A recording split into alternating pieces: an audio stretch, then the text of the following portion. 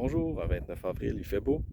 Je faisais le tour du champ, j'avais envie de regarder de plus près le sol. J'espère qu'il n'y aura pas trop de vent et que ça affecte le son. Mais on va regarder ça ensemble, voir. Ici, je suis dans une parcelle qui était en tomate italienne l'année passée. On a eu des problèmes de maladie, malheureusement. Mais ça donnait que je suis dans ce champ-là. Alors, une maladie en fait qui était due à une maladie qui était présente dans les semences. On s'est fait avoir un petit peu. Mais cette année, on va faire attention de ne pas avoir ce problème-là. Donc, oui, ici, comme on voit, c'était cultivé sur but de plastique. Et puis, compostable qu'on ramasse au printemps, quand nos travailleurs vont arriver. Attends, je vais le mettre plus comme ça. Je voulais montrer un petit peu à quoi ça pouvait ressembler l'effet du plastique. On le voit bien au printemps. On voit qu'il a commencé à se désagréger. Et puis, où est-ce qu'il n'y a pas de plastique, on voit que c'est vraiment sec. Puis partout où est-ce que le plastique est encore là, on voit vraiment rapidement la différence. Là. Je ne sais pas si vous voyez. L'humidité est vraiment là. C'est fou de voir aussi toute la vie qu'il peut y avoir. On voit vraiment les vers de terre là, qui ont travaillé, qui ont remonté de la terre. C'est vraiment très très aéré. C'est que ça, c'est l'effet principal qui est recherché pour nous en fait. D'éloigner l'eau. Puis ça fait vraiment des buts qui sont exempts tout le temps de trop, d'un excès d'eau. Ce qui fait que la vie, micro-organismes, reste toujours là. C'est vraiment impressionnant. L'autre chose, c'est vraiment conserver l'humidité en dessous. Ça nous permet de consommer moins d'eau pour l'irrigation. Je voulais montrer aussi la texture de la terre qui est vraiment intéressante, là, étant donné justement que la vie peut vraiment bien prospérer. Je vais séparer de la terre un petit peu.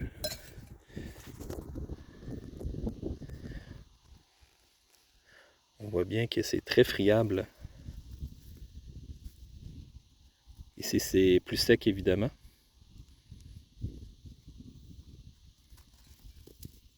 Je force vraiment pas pour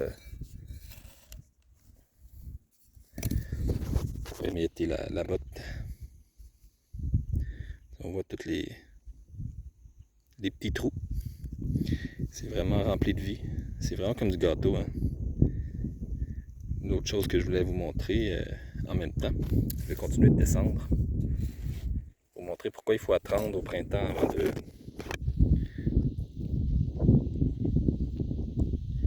venir mélanger le sol. Parce que là, présentement, ici, la butte, c'est quand même intéressant. Ça, c'est l'autre chose, c'est que la butte va être plus chaude pour les racines, pour les plantes également.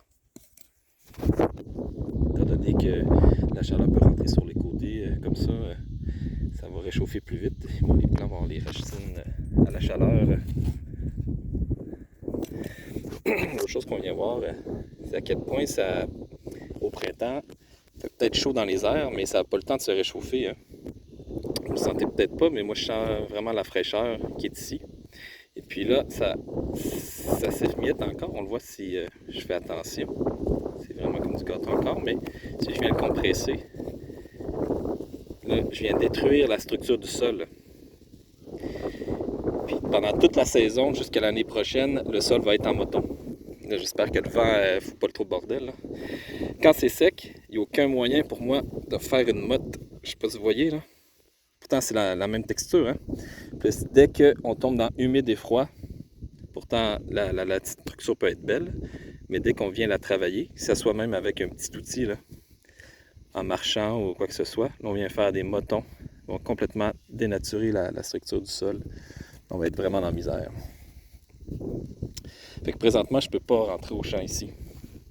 Ouais. Je viens de mettre un thermomètre sur la butte. On voit que c'est environ 14 degrés à 10 cm ici. Dans le sol ici, fait que dans le milieu de la butte. Si je viens piquer plus bas ici, tiens, on va aller piquer ça ici. Bon, ça va baisser quand même assez rapidement. Là, on tombe à 10, 9, même 8 peut-être. Pendant ce temps-là, je vais aller regarder en dessous du plastique ici. On va aller observer la vie qu'il peut y avoir Regardez-moi ça. Fait que ça, vraiment, c'est vraiment rempli de petits trous et c'est très très très friable.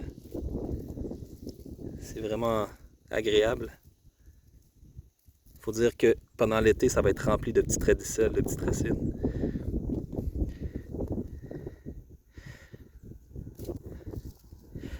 La fertilisation également, vu que la plante elle va venir se croître sur la butte ici. Évidemment, il va y avoir peu de racines dans le milieu où on vient marcher dans la lait ici. Ça va plutôt être concentré ici. Lorsqu'on monte les buttes, on vient ramener la bonne terre ainsi que la fertilisation, l'économie, pour les besoins de la plante. Ah, c'est vraiment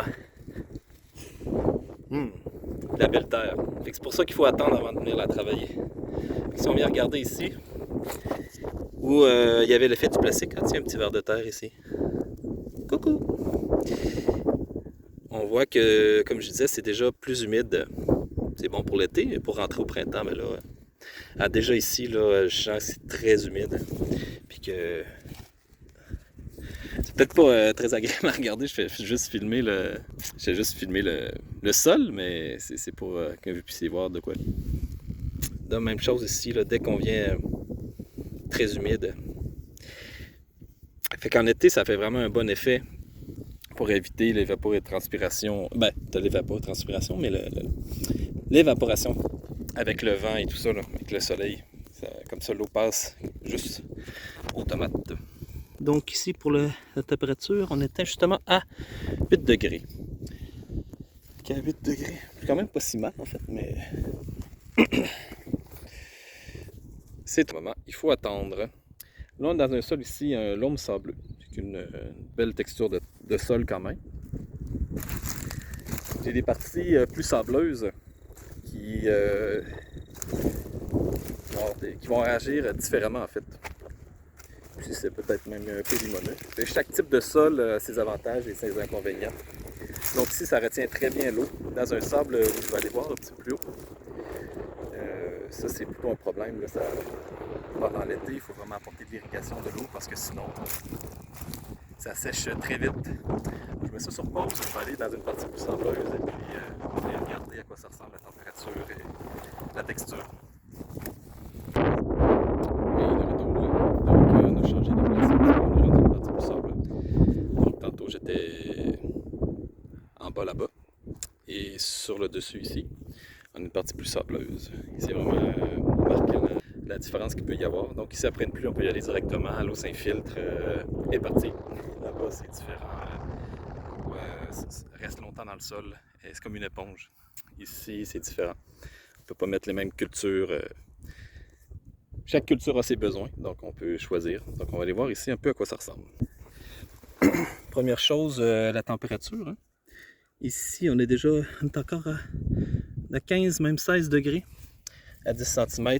Ici, on ne fait pas de butte, évidemment. Hein. Dans le sable, il n'y a pas un problème d'eau comme là-bas. Donc on reste à plat. Donc si je viens creuser ici, on voit qu'un sable, c'est une texture complètement différente.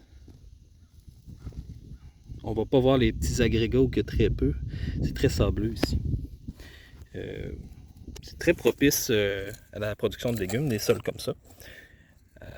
Il faut mettre de l'irrigation évidemment. Ça te facilite la vie en fait parce que tu peux rentrer rapidement. Comme déjà là, on a dit 16 degrés. Tiens, je vais en profiter pour aller plutôt à 20 cm voir. La température est de combien?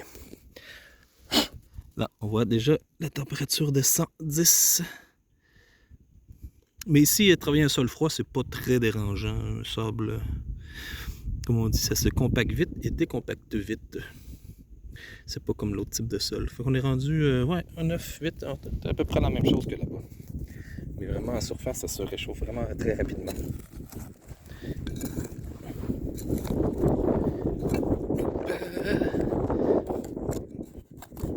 Ah ouais. On est vraiment ailleurs côté texture, il faut vraiment le sentir. C'est comme un sable. Pour amener le garçon jouer dans le sable ici, ça serait comme au parc. Ouais.